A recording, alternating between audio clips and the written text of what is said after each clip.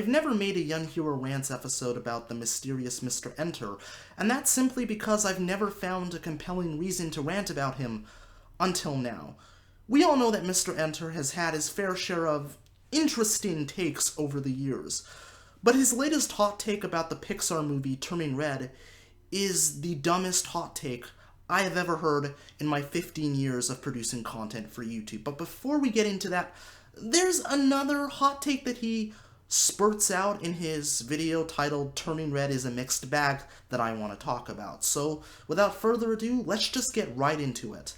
Luckily for the film, anytime that Ming isn't on screen, the movie gets a lot better. I wouldn't call it one of Pixar's best, still, but it would have been a tier above something like Onward, which felt a lot like wasted potential. Part of the Ming problem actually comes from the movie's style. It is a very much in-your-face, and takes a lot of cues from anime, with even mundane things being shot as over-the-top as possible, which is a baffling choice if you're making something that's supposed to tell some kind of down-to-earth lesson. This movie really feels like it was made for the TikTok generation. I mean, it was, obviously, it was released in 2022, but the movie also takes place in 2002, and that creates many problems with the film. Like, I hear some of the slang in this film, like the word besties, and while that term did apparently exist way back when, you would not be hearing that in middle school. The movie also overestimates how common cell phone use was among middle schoolers at the time. It wasn't until the mid to late 2000s when cell phones became a common thing in middle schools. Like, unless the family was rich, even the adults at the time would be using beepers. The anime style also feels off due to the time period. While anime did exist in the West, obviously, besides Sailor Moon or Dragon Ball, Pokemon or Yu-Gi-Oh!, it was pretty niche until like 2005. Then we started getting tricklings of things like Zatch Bell, One Piece, and so on. I mean, anime definitely was there, don't get me wrong, but it wasn't the styling of the time.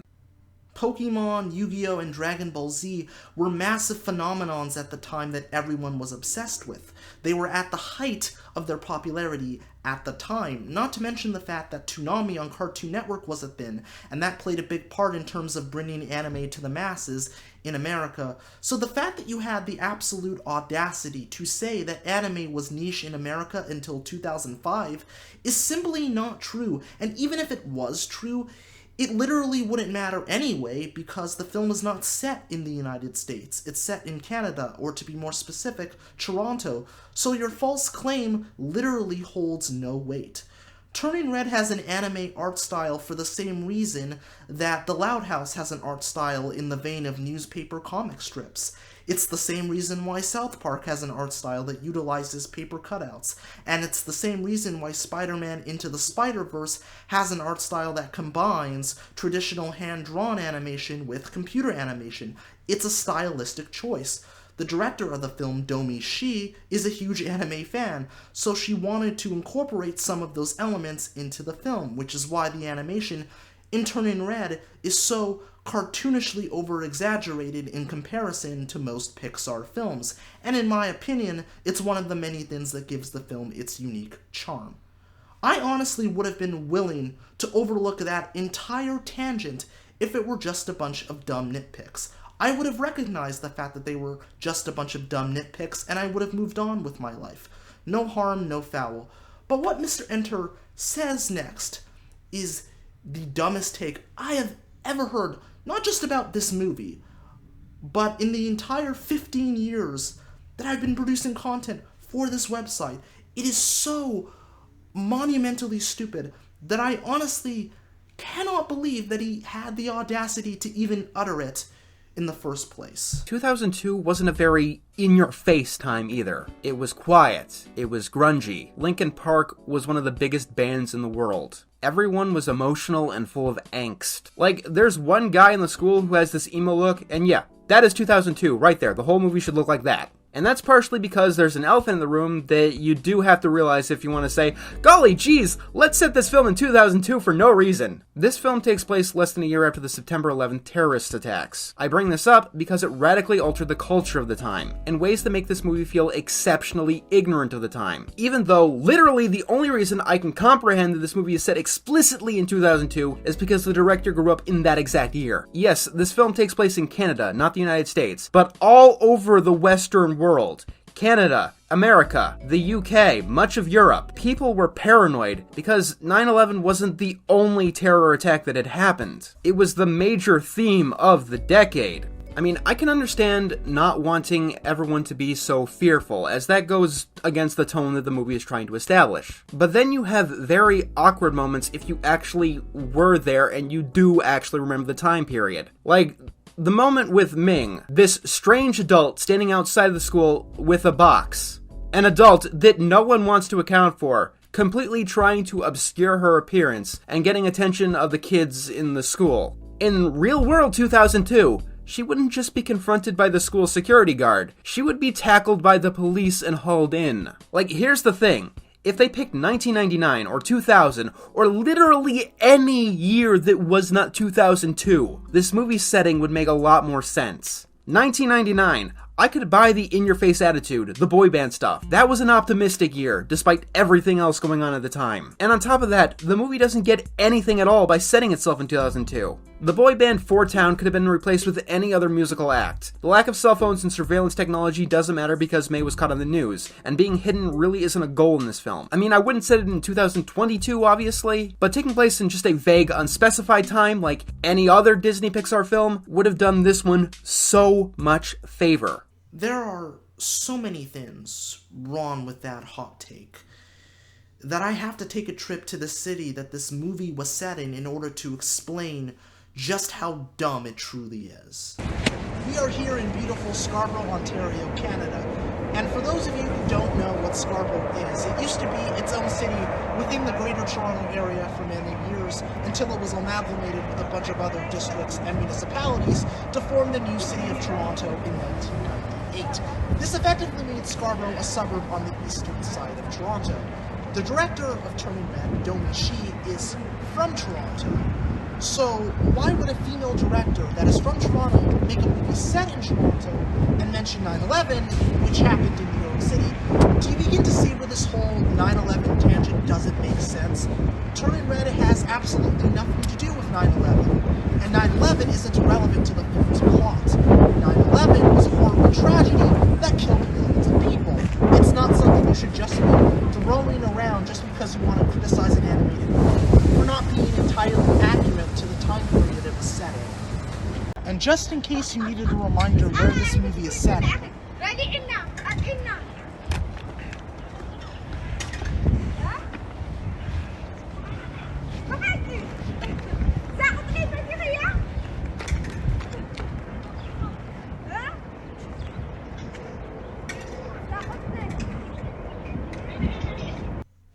as a kid that grew up in the 2000s, I can assure you that 9/11 was the last thing kids were concerned about. When I was a kid, the only things that I cared about were video games, Saturday morning cartoons, playing road hockey with my friends, and going home with an entire package of Milano cookies and a couple cans of Coke and Pepsi after spending the weekend with my dad and grandmother. That was my mindset at the time, and I'm pretty sure that was the mindset of most kids that grew up in the 2000s.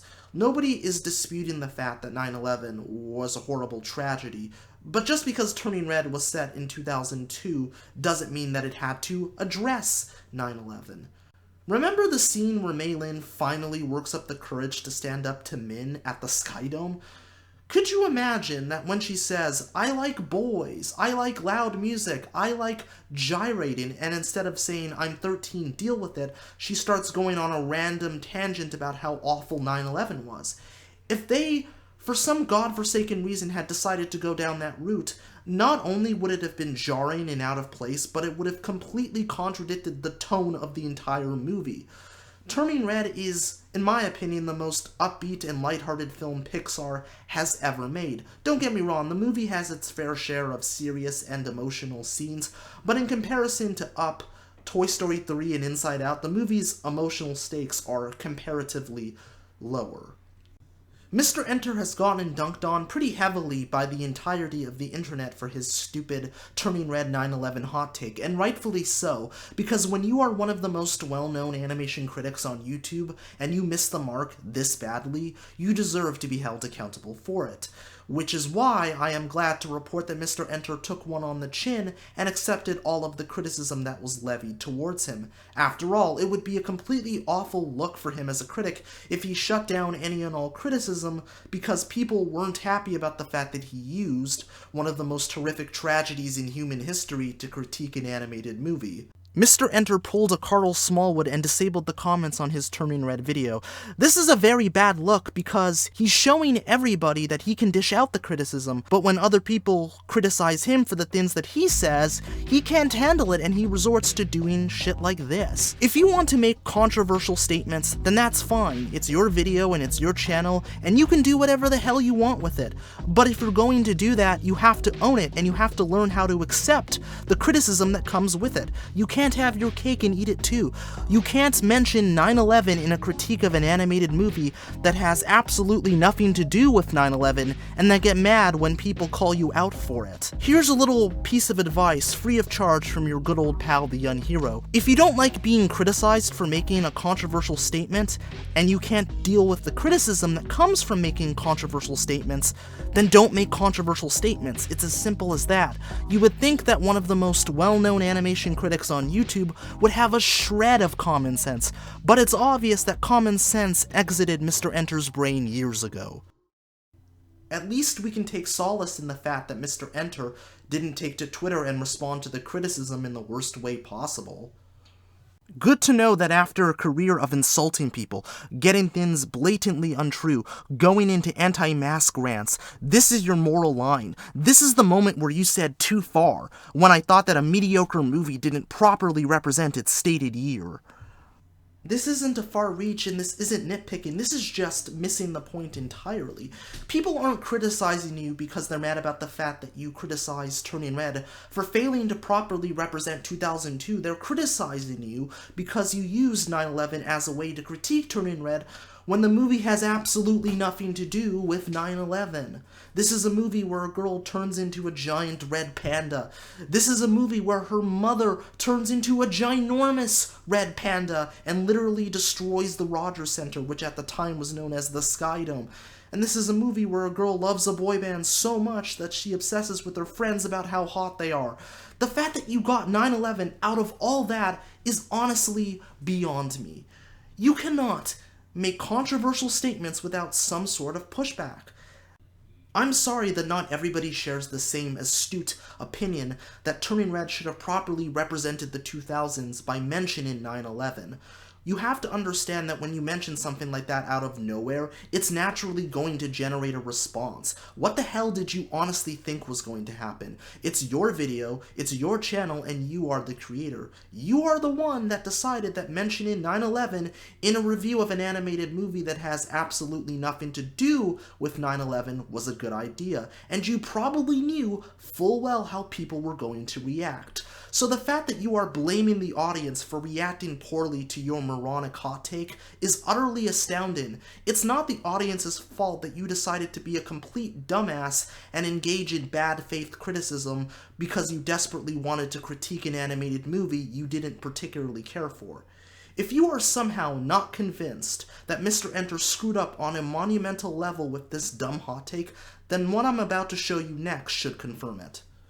I never thought I would see the day where a YouTuber screwed up so badly that they would be the subject of a Forbes article, but here we are. Congratulations to Mr. Enter on being the first ever animation YouTuber to make it onto Forbes. You deserve to bask in the glow of this absolutely amazing accomplishment, because if your goal was to make the entire YouTube animation community look like a complete and utter joke that shouldn't be taken seriously, then congratulations, you've succeeded. Hello everyone, this is Future Me. Mr. Enter published 2 tweets about this entire fiasco that I completely missed when I initially recorded this video, so I'm coming back to talk about them now because I honestly feel that this video would be incomplete if I didn't mention them. Thanks to Forbes for publishing the first major news article about me. I've really made it, haven't I? I honestly fear that this article will embolden Mr. Enter to double down on the dumb hot takes and controversial statements because of all the attention, notoriety, and viewership he has been receiving recently. And that would be a terrible thing, not just for the YouTube animation community as a whole, but for media criticism in general. There's also the fact that he went after the Crimson Mayhem, and for those of you who don't know who he used to work for Mr. Enter as an editor. Crimson posted this really funny tweet where he basically said that Mr. Enter revived 9/11 jokes faster than YouTube poops ever could, and Mr. Enter replied by saying that he revived 9/11 jokes faster than Crimson could finish editing reviews, which was not only completely uncalled for, it also showed a complete and total lack of class. I could honestly go on an entire tangent about how Mr. Enter should be ashamed of himself and how he should hold himself to a higher standard, but if I did that, I would be implying that Mr. Enter actually has standards, and that would be simply insulting to everyone's intelligence. Anyways, that's all I have to say about these 2 spicy little tweets. Now let's send it back to past me. Despite everything that I've said in this video, I don't believe that Mr. Enter is beyond redemption. I truly believe that he can be a good critic, and I also believe that the problems that he has can be easily fixed. All he has to do is just focus on critiquing things that are actually relevant to the shows and films that he is talking about, and he also has to shy away from making controversial statements because it's obvious that he cannot handle the criticism that comes with it. As long as he does those 2 things, he can start going down the path in terms of repairing his reputation. But he has to want to do that on his own. I can't force him to do that, nor can anyone else. If he doesn't stop doing the dumb shit that he is doing, nobody is going to take him seriously as a critic. It's as simple as that, because a lot of people right now see him as the Turning Red 9/11 guy. That could potentially be his entire legacy, and that would honestly be a shame because, like I said, I truly believe that he is capable of becoming a good critic. But to be honest, I'm not entirely sure if he wants to be a good critic. I'm not even entirely sure if he wants to give the viewing audience fair and balanced critiques about animation, because at this point, he has realized that spitting out controversial hot takes will bring him far more attention than honestly critiquing animation and giving good faith criticisms. But that's just my silly little opinion. I want to know what you guys think about all of this. Do you think that Mr. Enter is capable of redemption, or did that ship sail a long time ago? And do you think that Mr. Enter was a good critic that simply went off the rails, or do you think that Mr. Enter was never a good critic to begin with? Leave your thoughts in the comments down below. That's all I have to say for this particular rant. This is ThatKidDouglas, aka The Unhero, signing out. Deuces, and until next time, remember to stay frosty and keep it weird.